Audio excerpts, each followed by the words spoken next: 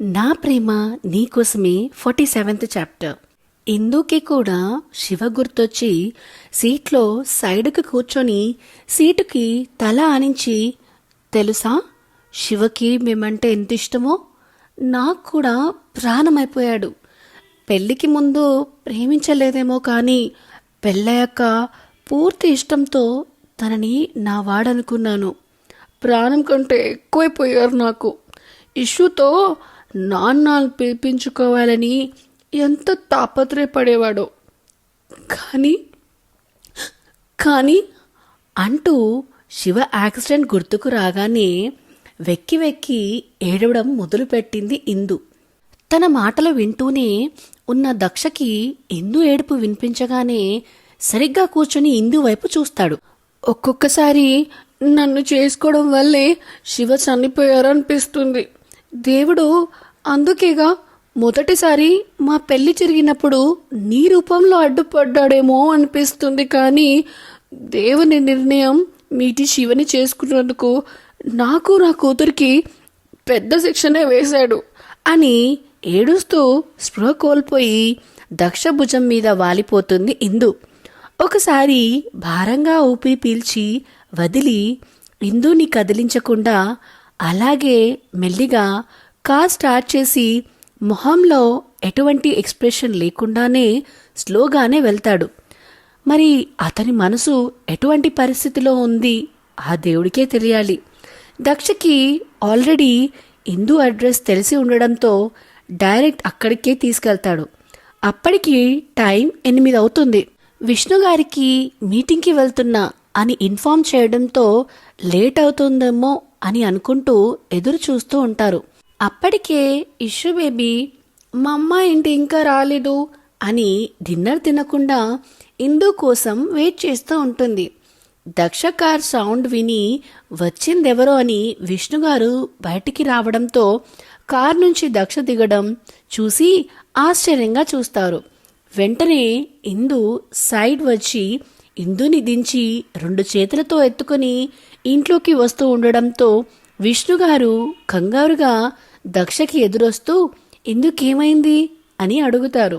ఏం కాలేదు అంటూ ఇంట్లోకి వెళ్ళగానే టీవీ చూస్తున్న ఇషు బేబీ డాడీ అనుకుంటూ సంతోషంగా దక్ష దగ్గరికి వస్తూ దక్ష చేతుల్లో ఉన్న ఇందుని చూసి అక్కడే ఆగిపోతుంది.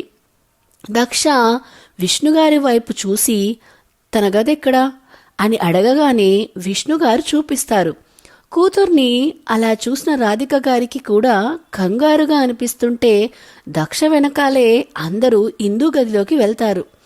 దక్ష ఇందుని తీసుకెళ్లి బెడ్ మీద పడుకోబెట్టి దూరం జరగగానే రాధిక గారు ఇందు పక్కన కూర్చుంటారు. విష్ణుగారు దక్షని చూడగానే జ్యూస్ అనుకుని మందు తాగిందని కూల్గా విషయం చెప్తాడు. మత్తుతో పడుకుంది, మార్నింగ్ వరకు లేస్తుంది అనగానే విష్ణుగారికి రాధిక గారికి రిలీఫ్గా అనిపిస్తుంది. అప్పుడే ఇష్యూ బేబీ డాడీ అనుకుంటూ దక్ష దగ్గరికి వస్తుంది. పాపని ఎత్తుకుని హాయ్ బంగారం అనగానే మమ్మకేమైంది అని అడుగుతుంది అమాయకంగా. మమ్మ ఆఫీస్లో వర్క్ చేసి అలసిపోయింది, అందుకే తొందరగా నిద్రపోయింది అని చెప్తాడు దక్షబాబు. రోజు వెళ్తుందిగా ఆఫీస్కి, ఎప్పుడు పడుకోదుగా అని అంటే ఈరోజు కొంచెం ఎక్కువ వర్క్ చేసిందిలే అని చెప్పి నువ్వు ఈరోజు తాతయ్య వాళ్ళతో పడుకో అని చెప్తూ ఆ రూమ్ నుంచి బయటికి వేస్తాడు దక్షబాబు.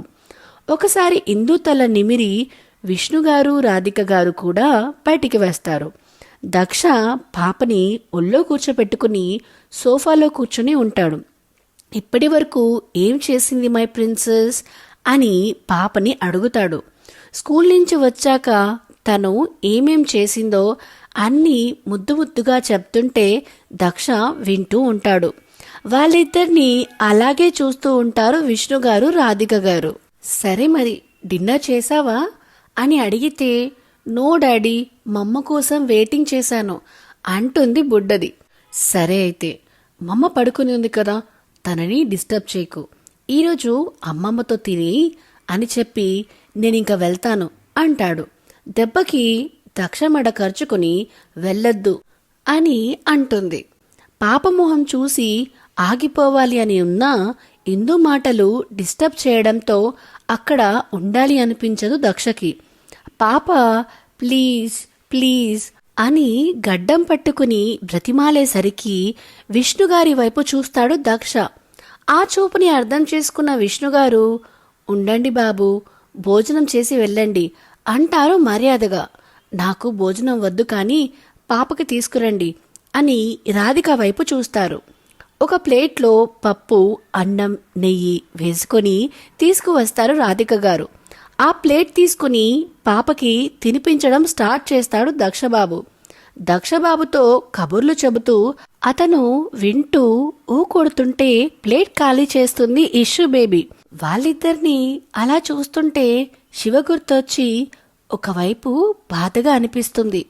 అలాగే ఇష్యూకి తండ్రి ప్రేమ దొరికినందుకు సంతోషంగా కూడా అనిపిస్తుంది. కానీ ఇది శాశ్వతంగా ఉంటుందా అని అనుమానం కూడా ఉంటుంది. ప్లేట్లోనే చేయి కడిగి నీట్గా ఇష్యూ మూతి తుడిచి, గుడ్ గర్ల్, రోజు ఇలాగే ఎవ్వరిని ఇబ్బంది పెట్టకుండా తినాలి అని చెప్తాడు దక్షబాబు. మరి డాడీ, నువ్వే నాకు రోజు తినిపియొచ్చు కదా అని అడుగుతుంది బుడ్డది. ఆ మాటకి ముగ్గురిలో మౌనం. చెప్పు డాడీ, నువ్వు కూడా ఇక్కడే ఉండిపో మాతో పాటుగా అంటుంది అమాయకంగా. ఆ మాటకి చిన్నగా నవ్వి, ఇప్పుడు నాకు వేరే వర్క్ ఉంది తల్లి, ఊరి నుంచి మా అమ్మ వచ్చింది. నువ్వు మీ అమ్మ కోసం ఎదురు చూసినట్టు నా కోసం కూడా మా అమ్మ ఎదురు చూస్తుందిగా. నేను వెళ్ళకపోతే కంగారు పడుతుంది. నేను వెళ్ళొస్తాను మరి అంటాడు మృదువుగా. అలా అయితే నన్ను మమ్మని కూడా అక్కడికే తీసుకెళ్ళు, మేము నీతోనే ఉంటాము అంటుంది బుడ్డది. ఎందుకంటే పక్కింటి బాబు వాళ్ళింట్లో అమ్మా నాన్న ఇద్దరూ ఉండేసరికి అమ్మ ఇంకా నాన్న ఒకే దగ్గర ఉంటారు అని తెలుస్తుంది బుడ్డదానికి. ఆ మాటకి దక్షకి కూడా ఏమని చెప్పాలో అర్థం కాక విష్ణుగారి వైపుకి చూసేసరికి, ఇష్యూ తల్లి, డాడీకి వర్క్ ఉందని చెప్తున్నారుగా, ఆ పన్నయ్యాక మీతోనే ఉంటారులే అని, ముందు ముందు వాళ్ళు కలిసే ఉంటారు అని ఇండైరెక్ట్గా చెప్తారు విష్ణుగారు. ఆ మాటలు అర్థమైన దక్షకి ఇందు మాటలు గుర్తొచ్చి ఒక విరక్తి నవ్వు పెదవుల మీదికి వచ్చి చేరుతుంది. ఇప్పుడు వెళ్తేనే తర్వాత మిమ్మల్ని తీసుకెళ్ళడానికి వస్తారు అని చెప్పగానే డల్గానే ఓకే అంటుంది బుడ్డది. పాపని అలా చూసి వెళ్ళలేక, సరే వెళ్ళంలే, నువ్వు ఇంక పడుకో అని భుజం మీద వేసుకుని కాసేపు జోకొట్టేసరికి తండ్రి ఒడిలో ప్రశాంతంగా నిద్రపోతుంది బుడ్డది. నిద్రపోయాక పాపని విష్ణుగారి రూంలో పడుకోబెట్టి, నేనింక వెళ్తాను అని బయటికి వచ్చేస్తాడు దక్షబాబు. విష్ణుగారు కూడా దక్ష వెనకాలే వచ్చి, బాబు, నేను ఆ మాటలు ఊరికే అనలేదు, నిజంగానే ఆ మాటలు నిజం చేసి వాళ్ళిద్దరినీ మీతో తీసుకెళ్తారు అనుకుంటున్నా అని అంటారు. ఆయన వైపు ఒకసారి చూసి కార్ స్టార్ట్ చేస్తాడు దక్షబాబు. ఇవేమీ తెలియని ఇందు మాత్రం ప్రశాంతంగా నిద్రపోతూ ఉంటుంది. శివ చనిపోయాక ఇంత మత్తుగా నిద్రపోవడం మొదటిసారేమో. కానీ ఇందు మాటలకి డిస్టర్బ్ అయిన దక్షకి మాత్రం ఆ రోజంతా నిద్రే ఉండదు. మరుసటి రోజు ఉదయం 9ంటికి మెలకువ వస్తుంది. తలంతా భారంగా అనిపిస్తూ ఉంటే బలవంతంగా కళ్ళు తెరుస్తూ ఉంటుంది. కళ్ళు తెరిచి కూర్చొని పక్కకి చూసేసరికి ఇష్యూ కనబడకపోయేసరికి, ఏంటిది, నాకన్నా ముందు లేచిందా అనుకుంటూ అమ్మా అని పిలుస్తుంది. రాధిక గారు మజ్జిగతో లోపలికి వచ్చి ఇందుకి ఇస్తారు. ఏంటమ్మా, తల నొప్పిగా అనిపిస్తుంటే మజ్జిగ ఇస్తున్నావు, కాఫీ ఇవ్వకుండా అని అంటుంది ఇందు. ఈ తలనొప్పి మజ్జిగతోనే పోతుంది, తాగు అంటారు రాధిక గారు. ఇదేమైనా వెరైటీ తలనొప్పా అనుకుంటూ మజ్జిగ తాగుతూ ఉంటే నిన్న దక్షతో గొడవ పడడం నుంచి మందు తాగడం వరకు గుర్తొచ్చి తర్వాత ఏం గుర్తురాక, అమ్మా, నేను ఇంటికి ఎప్పుడు వచ్చాను, ఇప్పుడు టైం ఎంత అని అడుగుతూ ఉంటుంది. 9 అవుతుంది అని ఆమె అంటే రాత్రి 9 అనుకుని, మరి ఇష్యూ పడుకోకుండా ఇంకా టీవీ చూస్తూ ఉందా అని ఇందు అంటే, ఇష్యూ టీవీ చూడడం ఏంటే, ఆల్రెడీ స్కూల్కి కూడా వెళ్ళిపోయింది అనగానే, అంటే ఇది మార్నింగా, ఇంతసేపు పడుకున్నానా అని ఆలోచిస్తూ అసలు రిసార్ట్ నుంచి ఎప్పుడు బయటికి వచ్చాను అని ఆలోచిస్తూ ఎంతకీ గుర్తుకు రాకపోయేసరికి, అమ్మా నేనెలా ఇంటికి వచ్చానే, నాకెందుకు గుర్తుకు రావట్లేదు అని అడుగుతుంది ఇందు. నువ్వు జ్యూస్ అనుకుని మందు తప్ప తాగితే మీ బాస్ తీసుకువచ్చి ఇక్కడ పడేసిపోయాడు అని చెప్తుంది కూల్గా. అసలు జరిగిన విషయం గుర్తుకు రాకపోయినా, అంటే వాడు మన ఇంటికి కూడా వచ్చాడా అని అడుగుతుంది కోపంగా. నాకెందుకులే అని రోడ్డు మీద వదిలేకుండా ఇంటికి తీసుకొచ్చి వదిలేశాడు అని అంటుంది రాధిక. అమ్మా ఆపు, ఇన్ని రోజులు వాడు స్కూల్ వరకే వస్తున్నాడు, ఇప్పుడు ఇంటికి కూడా రావడం స్టార్ట్ చేస్తాడు. వాడు వస్తుంటే మీరెందుకు రానిచ్చారు అని కసిరి, అసలు మిమ్మల్ని కాదు జ్యూస్ అని మందు తాగించిన వాణ్ణి అనాలి అని దక్షని కావాలని తన మందు తాగేలా చేశాడని బ్లైండ్గా ఫిక్స్ అయిపోయింది ఇందు బేబీ.